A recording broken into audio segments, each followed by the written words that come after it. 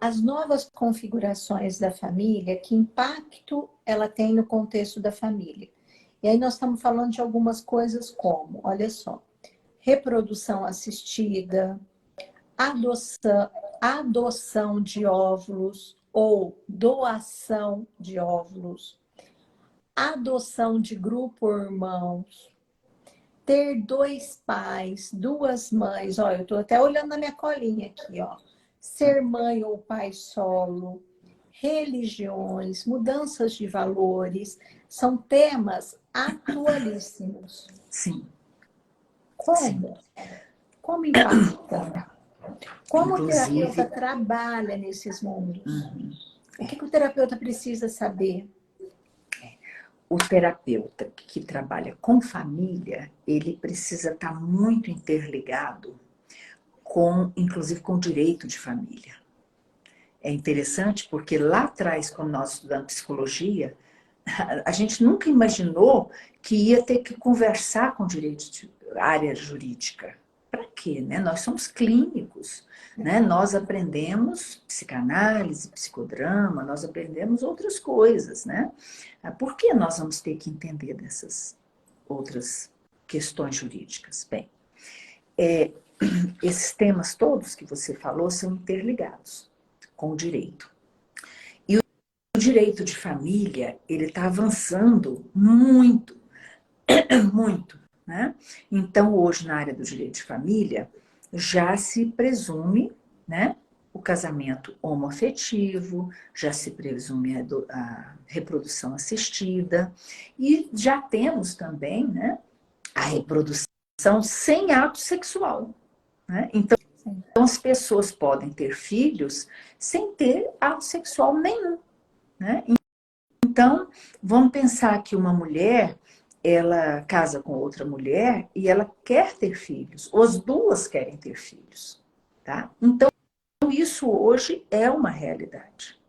E a discussão hoje, inclusive na área jurídica familiar, né? Eles perguntam assim, como lidar com aspectos legais? E essa criança, ela vai ter que saber quem é o pai ou ela não vai ter que saber? O direito nem sabe ainda responder. As mães serão obrigadas a dizer de onde veio essa concepção ou esse óvulo implantado, né? Como um Então direito, são estudos hoje, nós temos o direito hoje... Como assim? É meu direito saber quem é meu pai. Você está dizendo que o direito não sabe nem responder isso ainda. Não, o direito também não sabe responder, Sim. porque são coisas novíssimas, né?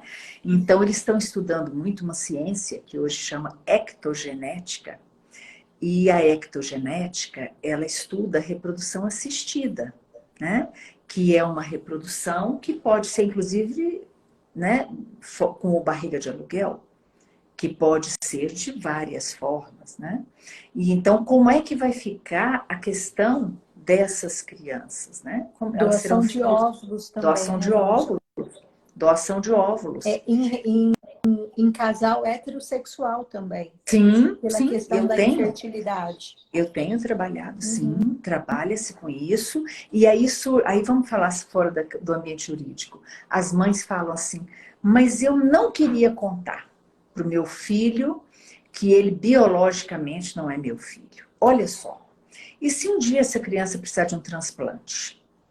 E se um dia essa criança precisar ver tipo sanguíneo, tá? Tudo isso interfere. Saber a história dela também. A história né? dela. Porque assim, como nós ela vê? que trabalhamos com trauma, a gente sabe que isso impacta.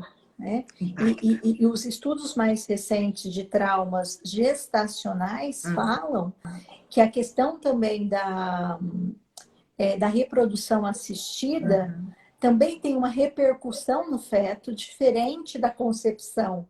Então, são muitas variáveis. Sim, muitas variáveis. Que até nós, psicólogos, também é novo. Sim. Né? Sim. Eu, aqui no interior de São Paulo, eu ainda não recebi, eu não atendo criança, né? Mas eu não recebi nenhum adolescente nessa configuração de família. Né? conheço pessoas que vivem essa configuração de família, mas como terapeuta, eu não recebi ninguém. Você recebe Recebo, esses filhos, recebo. crianças, Sim, adolescentes, né? sim. Qual que é a repercussão na vida deles? Porque nós estamos falando da decisão dos adultos, né? A decisão dos adultos de ter filhos com reprodução assistida e, às vezes, biologicamente não são filhos, né, daqueles pais. Sim. Né? Então, isso acontece, inclusive, quando, por exemplo, o homem é infértil. Sim. Então, ele admite, né, que a mulher possa ter uma fecundação, um embrião de outro homem. Eu me refiro a isso, inclusive, porque na nossa sociedade tradicional, né, imagina-se que os homens não conseguiriam fazer, Autorizar, administrar, né? autorizar uma Sim. situação dessa. E hoje é muito, muito acessível isso. Para as crianças advindas dessa história, onde é que a coisa pega? Até em relação à adoção também. O segredo sobre a origem, seja biológico ou familiar de alguém, é uma coisa errada. As crianças devem saber de onde elas vieram.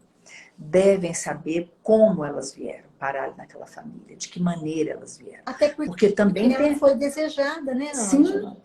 Ela porque foi tem... vivida, Sim, desejada, mas não pelos meios tradicionais. não, não, tá? E a gente percebe assim, quando a criança não sabe, por exemplo, já existia na nossa sociedade, nós já convivíamos bastante com uma outra realidade, que é a realidade assim, uma mulher engravidar de um homem fora do casamento.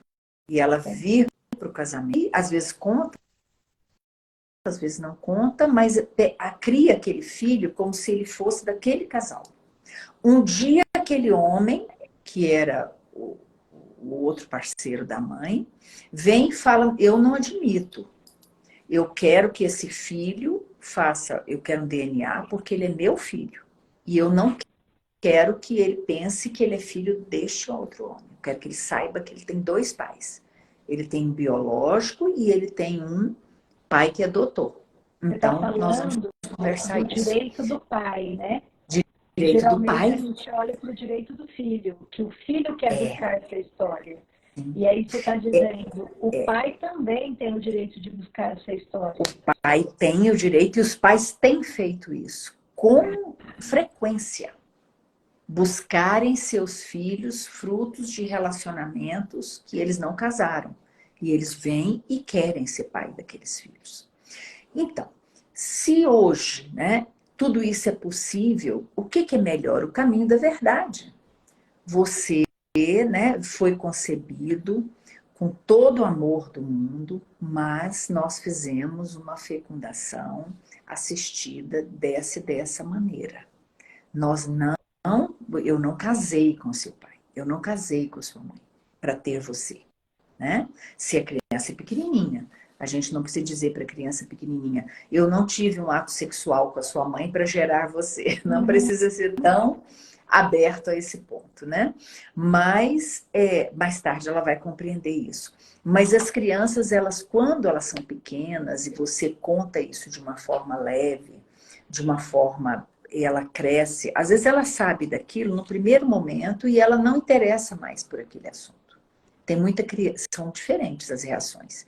Tem criança que diz assim, eu não, ok, eu não sou sua filha, mas você está dizendo que eu não nasci de você, então, quer dizer, então eu sou sua filha, mas eu não nasci de você.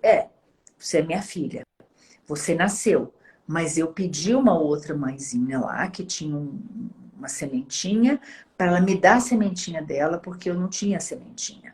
Então, eu pedi o papai para me dar a sementinha dele, né?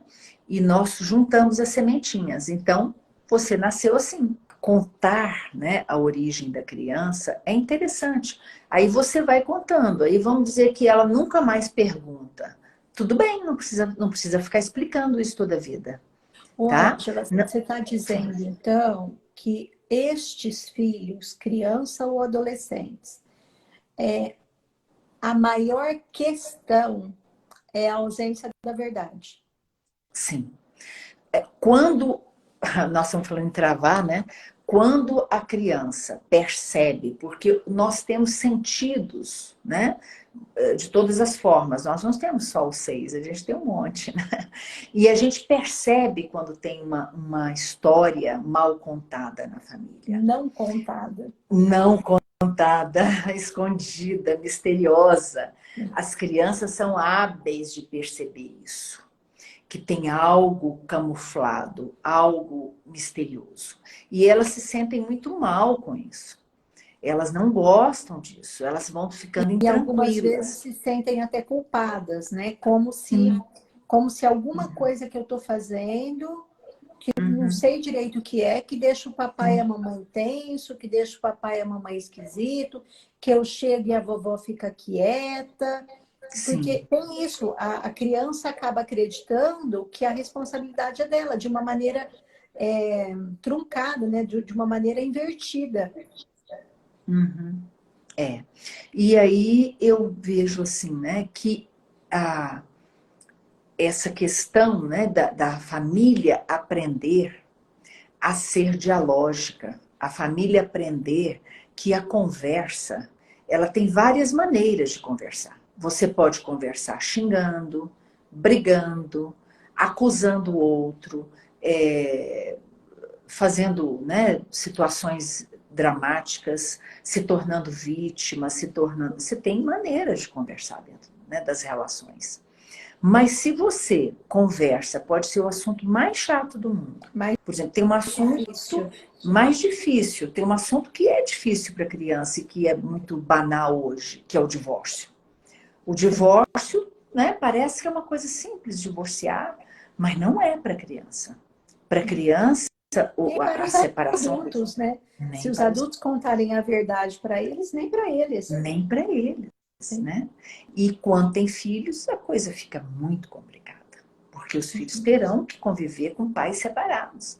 Elas não terão mais a oportunidade de ter pai e mãe no mesmo ambiente, né? E aí, Então, né, assim, muitas vezes eu tenho acompanhado isso no consultório. Os novos arranjos, eles podem ser com uma madrasta, com um padrasto, eles podem ser de relações homoafetivas, sim, né? E sim, aí é uma nova configuração para esse filho também. sim, sim. É diferente, Como lidar com essa criança no consultório? Assim, o que dizer? Sempre a verdade. sempre é verdade. Uhum. Sempre é verdade. Só que nós, como terapeutas, não somos nós que contamos os segredos. Quando a família mostra que tem segredo, porque às vezes também a família demora a falar para a gente o segredo. Às vezes nós percebemos, tá, que tem algo, mas nós não sabemos o que, porque a gente não tem lupa, né? Nós E não é a damos mesma conta. sensação da criança, né? A criança sente que tem algo, mas não sabe o que é. Sim, não sabe. Então nós tentamos criar com essa família um diálogo colaborativo, uma ética relacional, onde a verdade ela seja uma verdade suave, uma verdade com amor, uma verdade sem medo. Por exemplo, muitas vezes as pessoas não contam com medo, o medo é uma coisa muito problemática, medo de que, o que a criança vai pensar? Ela vai pensar que ela é pior que as outras, ela vai pensar que ela é indesejada, ela vai pensar que ela é diferente de todo mundo. Não.